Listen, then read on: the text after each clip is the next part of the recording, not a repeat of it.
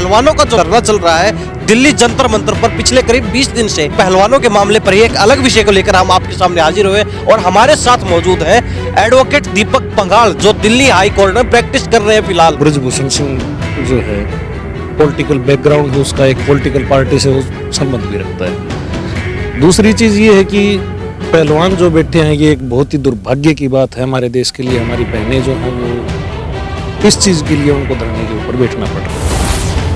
POCSO act आमतौर पर सुनने में भी आता है कि ये बहुत ही सेंसिटिव एक्ट है और अगर ये लग जाता है किसी व्यक्ति पर तो व्यक्ति यदि पूरे परिवार को उठा लिया जाता है, वो भी तुरंत प्रभाव से। लेकिन अब इस मैटर में देख लेते हैं, इस एक्ट में भी ये एक्ट जो सक्रिय है, इस मैटर में भी ये एक्ट लागू है, तो लेकिन कार्रवाई शून्य है। वो मेन चीज़ है कि पोक्सो के अंदर FIR रजिस्टर हुई, उसके बावजूद भी दिल्ली पुलिस कोई एक्शन नहीं ले रहा। ये भी एक बहुत ही दुर्भाग्य की बात है। अगर मतलब कोई आम आदमी होता ना तो अभी तक तो उसकी गली तोड़ चुके होते पुलिस वाले। सच्चाई तो ये है। ये सिर्फ इसलिए कि वो एक बड़े नेता हैं इसलिए उनके खिलाफ कोई एक्शन नहीं लिया जा रहा। एक इतना हाई प्रोफाइल मामला हो गया कि हाई प्रोफाइल होने के कारण ये सारी चीज़ें अटक रही हैं। ठीक है, ये अगर कोई आम आदमी होता ना तो पहली बात तो आम आदमी इतना ऊपर तक जाने की कोशिश नहीं करता, दूसरी बात वो पहुंच नहीं पाता या उसको रास्ते में दबा दिया। ये तो चलो एक इतने ऊंचे लेवल के खिलाड़ी हैं कि इनकी एक अच्छी फैन फॉलोइंग भी है, इनके साथ देश भी इनकी रीढ़ की हड्डी बन के खड़ा है इनके साथ। लेकिन अगर ये खिलाड़ी ना हो कि कोई आम आदमी होता तो शायद देखो, अगर हम एक हरियाणा का मामला उठा के देखें, महिला कोच का मामला, हरियाणा के खेल मंत्री पर भी इसी प्रकार के आरोप लगे थे, उन पर भी जो है मामला दर्ज हुआ था और अभी उन्होंने जो पॉलीग्राफ टेस्ट है उससे भी मना कर दिया। तो कहीं ना कहीं वो भी तो सेम ऐसा ही मैटर है, उसमें भी कोई कार्रवाई नहीं हुई आज तक। ऑलमोस्ट ये दोनों मैटर जो है ना वो ऑलमोस्ट सेम है। दूसरी चीज़ क्या है कि दोनों मैटर्स के अंदर इन्वॉल्वमेंट बहुत हाई प्रोफाइल है। जो खिलाड़ी जो बैठे हैं वो भी एक बात कह रहे हैं कि हम सरकार के खिलाफ नहीं बोल रहे, हम एक पर्टिकुलर आदमी के खिलाफ बोल रहे हैं। इसमें वो ये तो बोल ही नहीं रहे कि मतलब फिलहाल जो सरकार है वो सरकार खराब है। वो ये बोल रहे हैं कि सरकार को इसके खिलाफ एक्शन लेना चाहिए क्योंकि वो एक हिस्सा है सरकार का, हम उस हिस्से के खिलाफ हैं। अगर ब्रजभूषण शरण सिंह ने कोई भी ऐसी घटना की है तो वो जेल तो जाएगा पक्का, उसको रोक नहीं सकता कोई भी। बस ये है कि वो फिलहाल एक बड़े ओहदे पे बैठा है, हो सकता है कि उसका मिसयूज कर रहा हो। नमस्कार, स्वागत आपका हरियाणा न्यूज़ 24 पर। मैं हूं प्रिंस लांबा, मेरे से विनय सिंधु के साथ एक बार फिर आज हमारे साथ खास मेहमान मौजूद है। खास क्यों है ये भी हम आपको बताएंगे। जिस प्रकार लगातार हम आपको अनेक लोगों से मिलवा रहे हैं, पहलवानों का जो धरना चल रहा है दिल्ली जंतर मंतर पर पिछले करीब 20 दिन से, उसमें अलग अलग लोगों से बातचीत करवाई। पहलवानों की बातचीत आपने सुनी होगी, खाप नेताओं की, खाप प्रधानों की, किसान नेताओं की बातचीत आपने सुनी होगी, तमाम जनता की बातचीत सुनी होगी।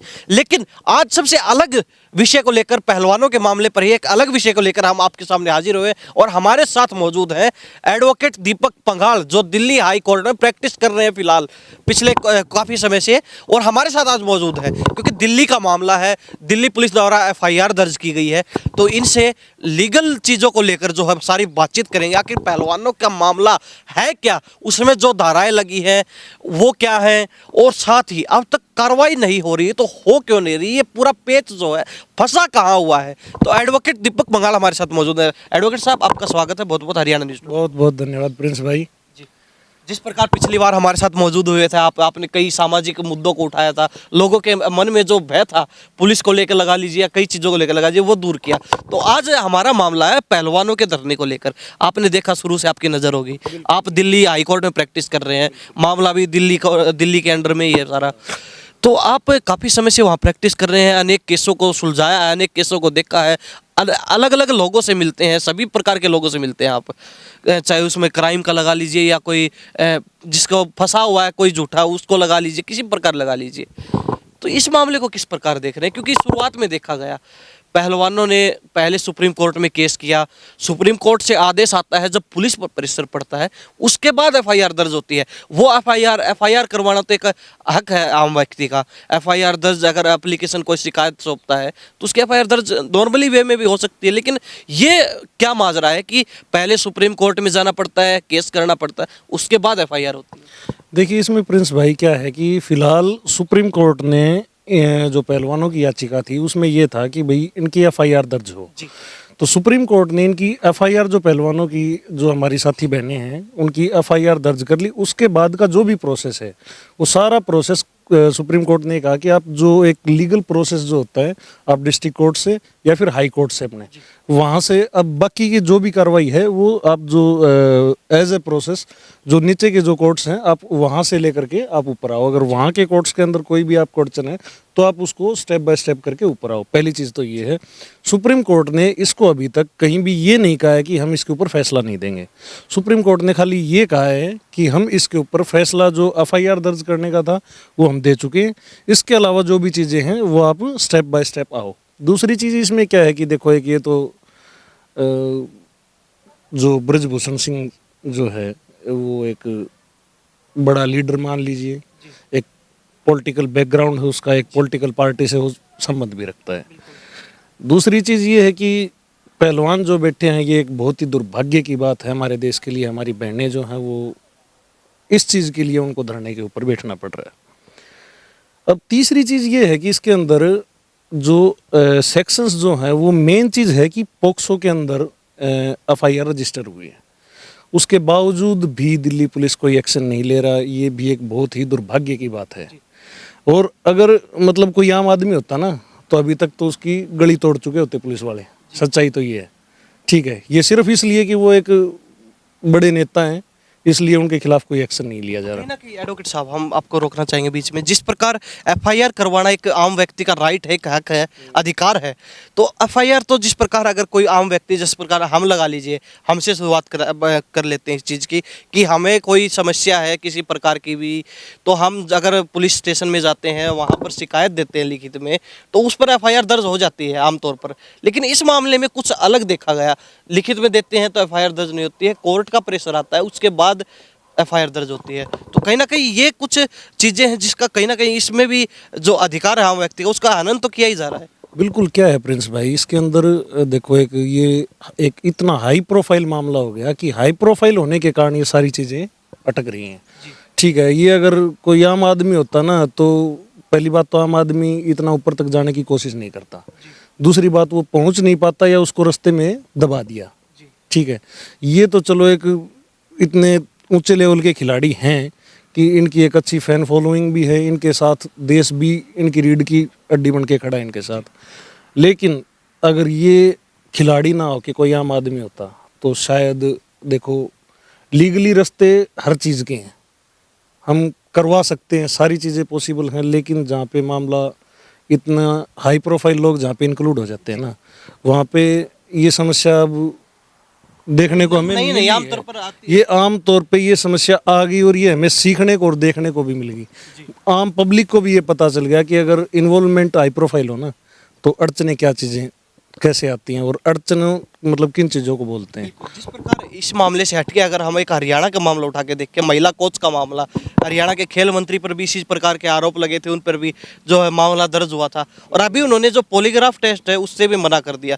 तो कहीं ना कहीं वो भी तो सेम ऐसा ही मैटर है, उसमें भी कोई कार्रवाई नहीं हुई आज तक। हाँ, पॉलीग्राफ टेस्ट के लिए भी ये अपने जो खेल मंत्री संदीप सिंह थे उन्होंने मना कर दिया। अभी शायद 7-8 दिन पहले ये हुआ है कोर्ट में।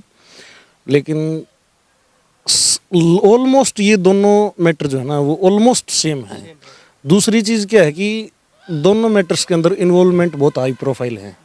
ठीक है, सरकार का भी इसमें इन्वॉल्वमेंट तो है ही कहीं ना कहीं, क्योंकि सत्ता पक्ष के लोग हैं तो सत्ता पक्ष का तो साथ होना और कहीं ना कहीं कुछ सपोर्ट, कुछ हिस्सा तो जरूर इसमें मिलेगा। इसमें क्या होता है कि हम ये तो नहीं कह सकते कि एक पूरी सरकार एक क्रिमिनल के साथ खड़ी है, लेकिन इसमें क्या है कि एक प्रेशर अधिकारियों के ऊपर जरूर होता है कि वो बंदा इतना बड़ा, एक इतने बड़े ओहदे के ऊपर है तो कहीं ना कहीं उसका मिसयूज ना कर ले। ये जो मामला है ना, एक्चुअल में क्या है प्रिंस भाई, जो खिलाड़ी जो बैठे हैं वो भी एक बात कह रहे हैं कि हम सरकार के खिलाफ नहीं बोल रहे, हम एक पर्टिकुलर आदमी के खिलाफ बोल रहे हैं। इसमें वो ये तो बोल ही नहीं रहे कि मतलब फिलहाल जो सरकार है वो सरकार खराब है।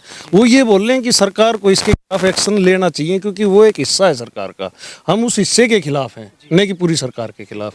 पहली चीज़ ये। दूसरी बात ये है कि जब पोक्सो जैसा मामला हो तो एक्चुअल में क्या होता है कि अब बहुत से लोग ऐसे होंगे जिनको ये नहीं पता कि पोक्सो है क्या चीज़। तो सबसे पहले तो मैं ये बता दूं कि पोक्सो, मैं आपको रोकना चाहूंगा, इस सवाल पर भी हम आते हैं, लेकिन उससे पहले मैं जानना चाहूंगा, जिस प्रकार खबरें देखे गई, वीडियोस देखे गए, सोशल मीडिया पर लगातार चल रहे हैं, जिस प्रकार आम जनता पहलवानों के समर्थन, इसी प्रकार अनेक जगह पर पूरे बार काउंसिल हैं आपके एडवोकेट्स के, वो भी समर्थन में देखे गए। जिस प्रकार कल ब्लैक डे मनाया गया तो उस चीज़ का भी समर्थन एडवोकेट्स ने किया, तो कहीं ना कहीं एडवोकेट भी इस चीज़ में साथ हैं पहलवानों के। हाँ हाँ बिल्कुल साथ हैं। जो भी मतलब अलग अलग डिस्ट्रिक्ट्स की जो भी बार हैं हमारी, वो बार हर दिन जैसे दिल्ली की बार्स हैं या फिर हरियाणा की जो बार हैं, उन बार्स ने अपना एक एक दिन का वर्क सस्पेंड करके वो समर्थन देने के लिए यहाँ जंतर मंतर पे मतलब अलग अलग दिनों के अंदर सभी बार यहाँ पे आई हैं हमारी। तो आप बात कर लेते हैं पॉक्सो की।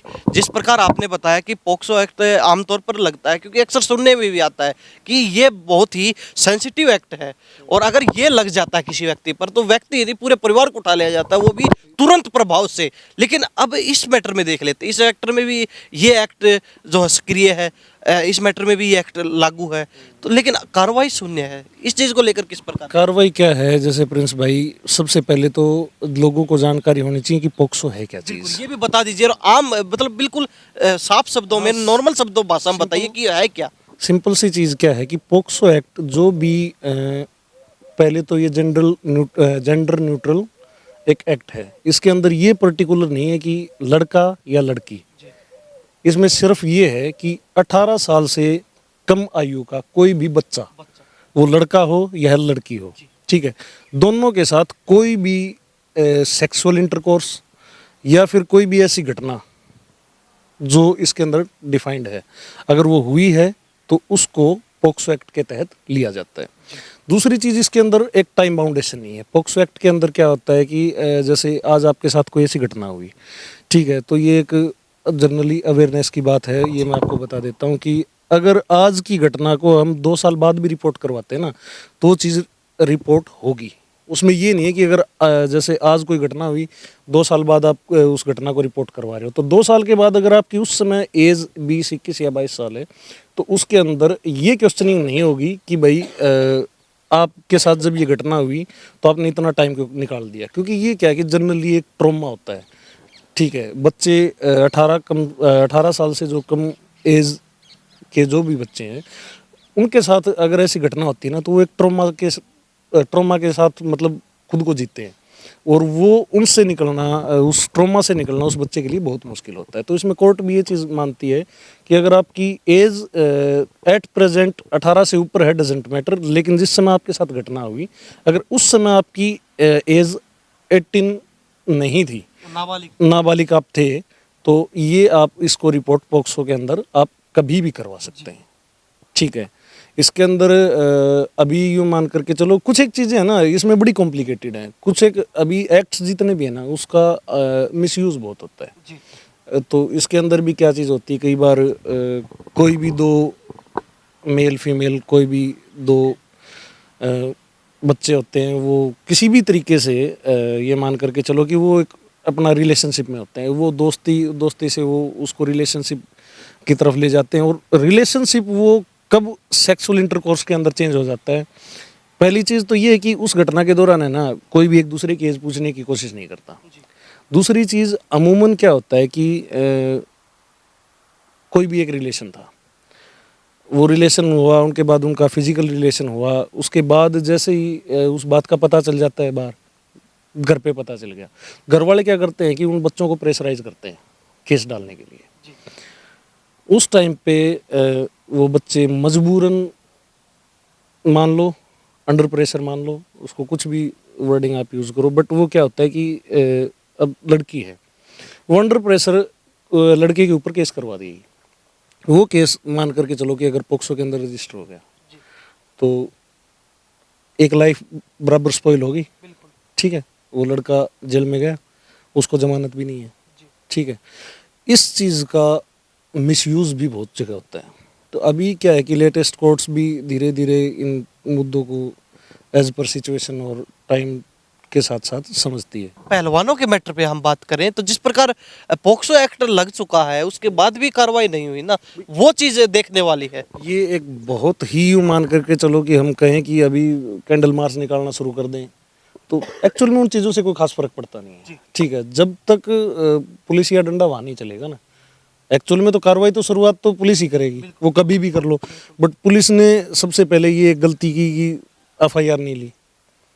अभी पुलिस क्या कर रही है कि उनके प्रॉपरली बयान नहीं ले रही है। ठीक है, लेकिन एज पर प्रोसेस वो भी पहलवान हैं, वो चलेंगे, उनको भी एज पर लो जो भी उनको गाइडेंस मिलती रहेगी वो स्टेप बाय स्टेप वहाँ चलेंगे। बट ये श्योर है कि अगर वो एफआईआर रजिस्टर हो गई, अगर बृजभूषण शरण सिंह ने कोई भी ऐसी घटना की है तो वो जेल तो जाएगा पक्का।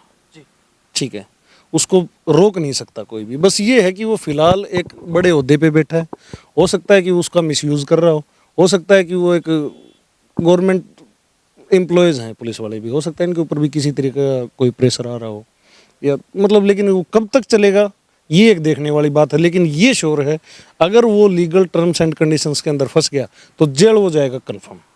लेकिन ये दुर्भाग्य है कि वो पोक्सो जैसे एक्ट के अंदर पुलिस अभी तक उसको गिरफ्तार नहीं कर रही।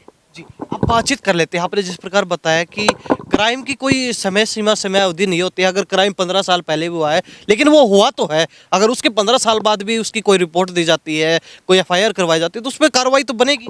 कन्फर्म सी बात है, चाहे कभी हुआ हो। अब ये चीजें उठाई जा रही है। पोक्सो नाम आ गया ना, तो उसके ऊपर आप मतलब उसकी एक एज लिमिट, एक क्राइटेरिया तो है कि वो जो पोक्सो है 18 साल से कम की बच्ची या बच्चे के मतलब अगर उसके साथ घटना हुई तो वो लगवाएगा। लेकिन ये समय सीमा नहीं है कि आप 2 साल या 4 साल बाद अगर उसको पोक्सो के अंदर रजिस्टर करवा रहे हो तो आप 4 साल तक कहाँ थे। हाँ, बस ये है कि जनरली एक एक्सप्लेनेशन आपको देना पड़ेगा कि मैं इस ट्रॉमा को फेस नहीं कर पाया, या कोई भी मेरी एक मेंटल सिचुएशन या फिजिकल हेल्थ या मेंटल हेल्थ मेरी इस सिचुएशन में मैं था नहीं कि मैं इसको करवा सकूं।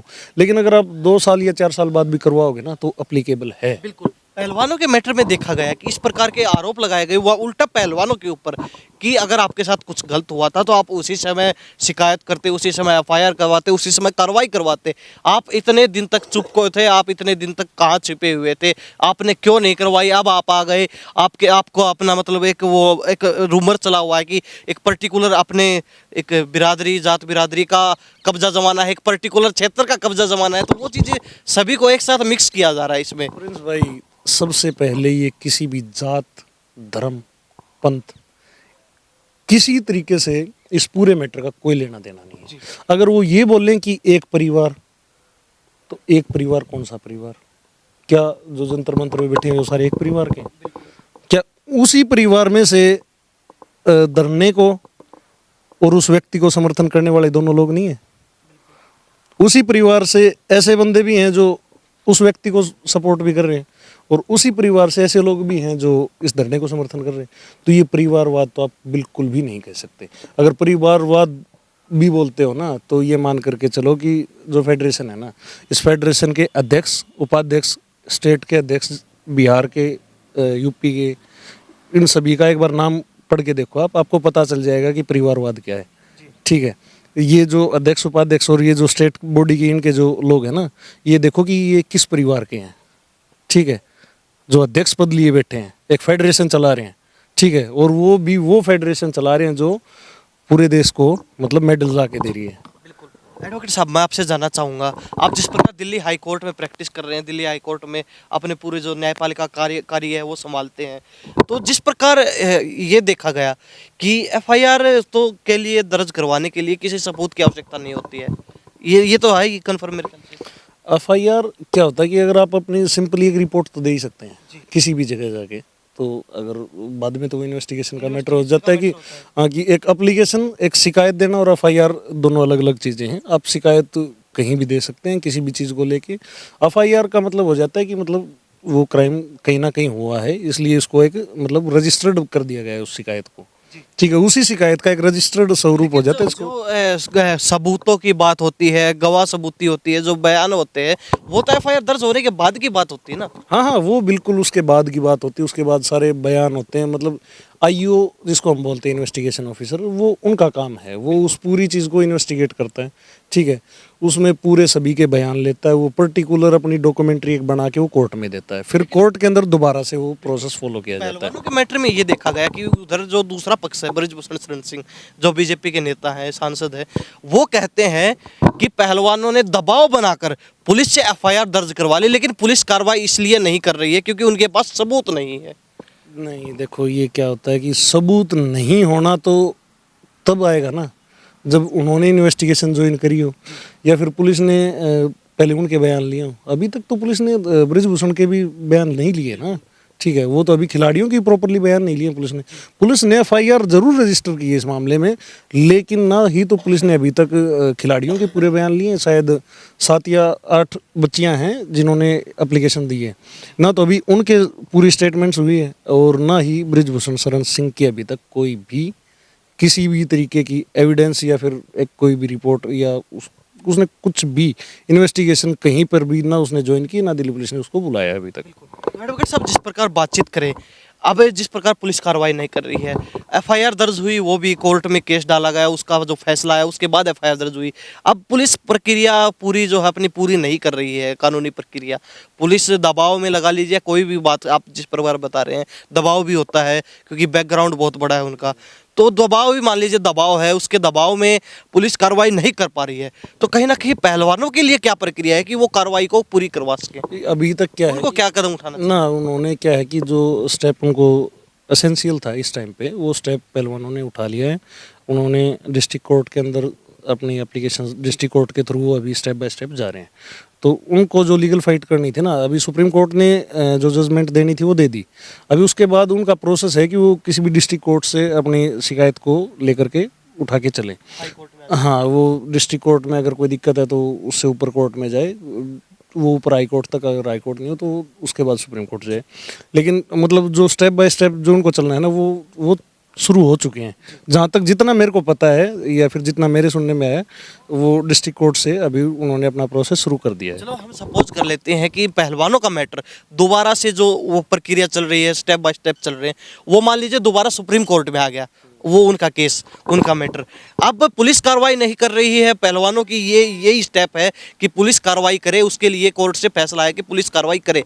अगर सुप्रीम कोर्ट फैसला कर देता है तो उसके बाद तो कंपलसरी हो जाएगा, मेरे पुलिस को करनी पड़ेगी मजबूरन। हाँ, पुलिस ने जैसे सुप्रीम कोर्ट ने यही तो जजमेंट दिया था कि भाई आप एफआईआर करो। दिल्ली पुलिस ने एफआईआर रजिस्टर कर ली। अगर वो शायद आदेश नहीं देते तो शायद दिल्ली पुलिस इस चीज़ को और डिले करती। मान लीजिए कि आने वाले समय में अगर पहलवानों के मैटर पर सुप्रीम कोर्ट से दोबारा फैसला आता है कि इस मामले पर अब तक कार्रवाई नहीं हुई, तो क्यों नहीं हुई है उसका पूरी एक्सप्लेनेशन दीजिए, और अब कार्रवाई कितने समय में पूरी हो जाएगी, वो अगर कोर्ट की तरफ से अगर आदेश आता है, कोर्ट की तरफ से निर्देश दिया जाता है, तो कहीं ना कहीं कार्रवाई संभव है। हाँ, बिल्कुल संभव है, क्योंकि ये मान करके चलो कि जो सुप्रीम कोर्ट के जो आदेश हैं वो सुप्रीम आदेश ही हैं, इसीलिए वो सुप्रीम कोर्ट है। और मतलब कोर्ट्स के जो आदेश हैं, कोर्ट्स के आदेश के ऊपर तो एफआईआर होगी, ठीक है। अभी आगे भी अगर कोई भी ऐसा डिले होता है तो बिल्कुल कोर्ट की पावर है, कोर्ट उनको पूछ सकता है, दिल्ली पुलिस को बुला सकता है कि भाई आप इसके अंदर जो डिले हो रहा है इसका कारण आप मेरे को बताओ, ठीक है। तो दिल्ली पुलिस को कारण भी बताना पड़ेगा। इतने दिन वो जो चल रहा है डिले, तो वो अपनी बताते हैं कि हम इन्वेस्टिगेट कर रहे थे मामले को, तो उनकी इन्वेस्टिगेशन जो रिपोर्ट है वो भी वो कोर्ट ले सकते हैं कि भाई आप जो अपनी रिपोर्ट है वो दो, देना पड़ेगा। कहीं ना कहीं अगर कोई भी व्यक्ति न्याय की शरण में आता है तो उसके साथ न्याय जरूर होगा, बिल्कुल जायज चीज होगी। बिल्कुल देखिए, जो रीति रिवाज ही कानून है, ठीक है। तो हम उम्मीद कर सकते हैं, और उम्मीद एक जुडिशरी ही है जिसे एट लास्ट इंसान करता है कि कहीं पर भी मेरे साथ गलत हुआ है तो जुडिशरी ही एक ऐसा पार्ट है जो मेरे साथ खड़ा होगा हर जगह, ठीक है। तो हमें तो पूरी उम्मीद है कि जुडिशरी सिस्टम जो भी है पूरा इनका पहलवानों का साथ देगा। अगर ये अपनी जगह पूरी तरीके से ये ठीक हैं तो हर इंसान को पूरा जोर लगाना चाहिए इनके साथ रहने का, और इनकी लीगल फाइट करने का भी। मेरे साथी एडवोकेट्स भी जो इस मैटर को देख रहे हैं, उनको भी मैं यही कहना चाहूँगा कि मोर देन 100% हमें देना चाहिए। जहाँ भी हमारी ज़रूरत हो वहाँ हमें खड़ा होना चाहिए। तो कहीं ना कहीं ये मान के चलें कि जल्द ही इस मामले का पूरा सॉल्यूशन होने वाला है। हाँ बिल्कुल, अभी मेरे को लग रहा है कि शायद आने वाले 10-15 दिन के अंदर इस मामले का ज़रूर कुछ ना कुछ सॉल्यूशन अभी हो सकता है। पूरी संभावना, पूरी चांसेस। अभी अभी चांसेस हैं, अभी लग रहा है कि आने वाले 10 से 15 दिन के अंदर इस मामले में जरूर कोई ना कोई नई चीज़ या नई घटना जरूर होगी।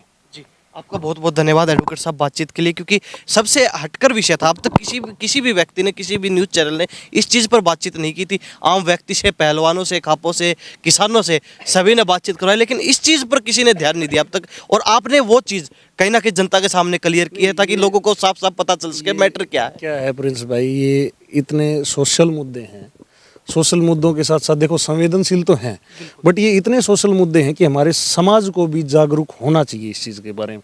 हमारे समाज को भी पता होना चाहिए, अगर किसी लड़की या किसी लड़के के साथ, ज़रूरी नहीं है कि ये घटना किसी भी लड़की के साथ ही हो, कई घटनाएं ऐसी भी हैं जहाँ लड़के भी इस चीज़ का मतलब शिकार हो जाते हैं। तो बट हमारे समाज को है ना, इस चीज़ को एक मान करके एक आम हुआ होता है कि इज्जत, अगर कहीं पर भी किसी भी लड़की के साथ ऐसा होता है तो आमतौर पे घरवाले इस दबाव में आ जाते हैं कि हमारी तो इज्जत मिट्टी में मिल जाएगी। एक प्रैक्टिकली एक सोचने की बात है कि आप उस इज्जत को डिफाइन कैसे कर सकते हैं। आप उस चीज़ को दबा के अपनी इज्जत को डिफाइन नहीं कर सकते कभी भी। और अगर एक शरीर के हिस्से के अंदर आपने इज्जत रख के छोड़ रखी है ना, तो ना वो हिस्सा काम का, ना वो इज्जत काम की है। तो कम से कम अपने समाज को इतना जागरूक होना चाहिए कि इन चीज़ों को दबाने की बजाय हमेशा सर और हाथ दोनों उठा करके चलने चाहिए। हमारे बच्चे जो छोटे हैं, लड़के हों या लड़कियां हों, उनको हमेशा बताना चाहिए, इन घटनाओं के बारे में हमेशा खुल के बात करनी चाहिए कि ये घटनाएं, पोक्सो क्या चीज़ है, रेप क्या चीज़ है, छेड़छाड़ क्या चीज़ है, ये हमें अपने बच्चों को सिखानी चाहिए। ठीक है, कि इनको कम से कम एक जागरूक इतने ज़रूर हों कि लड़का हो तो वो ये घटना ना करे, अगर लड़की हो उसके साथ हो तो कम से कम उस चीज़ को दबाए ना। धन्यवाद एडवोकेट साहब आपका बातचीत के लिए। बहुत बहुत धन्यवाद प्रिंस भाई। तो ये हमारे साथ एडवोकेट दीपक पंघाड़ जी बने हुए थे, जो दिल्ली हाईकोर्ट में फिलहाल प्रैक्टिस कर रहे हैं काफ़ी समय से। और पहलवानों का मैटर जो पूरे देश में चर्चित है, देश ही नहीं बल्कि इंटरनेशनल लेवल पर चर्चित मामला है, उसको लेकर खास बातचीत की है। आखिर पहलवानों के मैटर पर अब तक कार्रवाई हो क्यों नहीं पाई, ये पेच फंसा कहाँ हुआ है, वो सारी चीज़ें एडवोकेट साहब ने अब क्लियर कर दी हैं। आप इस बारे में क्या सोचते हैं, आप अपनी राय रख सकते हैं। इन्हीं सब बातों के साथ मैं प्रिंस लांबा, मेरे सहयोगी विनय सिद्धू के साथ, हरियाणा न्यूज़ 24। नमस्कार, जय हिंद।